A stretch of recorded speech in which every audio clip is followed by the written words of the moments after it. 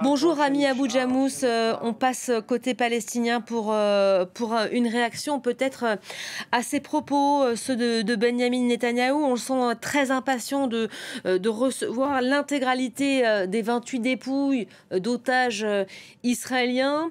Il menace, aujourd'hui il se veut menaçant, reprendre éventuellement les frappes sur Gaza. Cette petite phrase, le combat n'est pas terminé, ni à Gaza, ni dans la région. Comment est-ce que ces propos sont accueillis dans l'enclave palestinienne?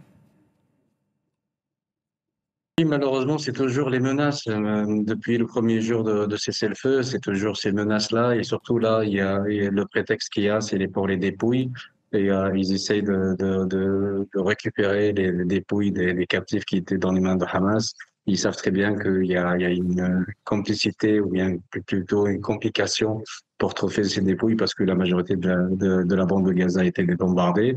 Et malheureusement, ils font très attention à ces captifs, mais pour nous, ils jettent les corps malheureusement des captifs ou plutôt des kidnappés de la part de côté palestinien, sans nom, sans prénom, sans rien du tout.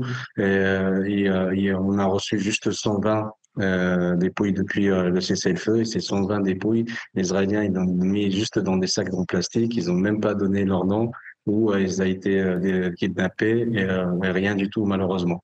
C'est pour ça, c'est toujours le plus fort qui impose et pour eux, il faut rendre les captifs. Ils savent très bien que la majorité était bombardée, donc pour les sortir des dépouilles et ceux qui étaient bombardés avec ceux qui les détenaient. Donc c'est pour ça, ça devient très compliqué, mais c'est toujours ces menaces-là. Et c'est pour ça que la population palestinienne est toujours dans cette prudence que c'est pas encore cessé le Mm. feu.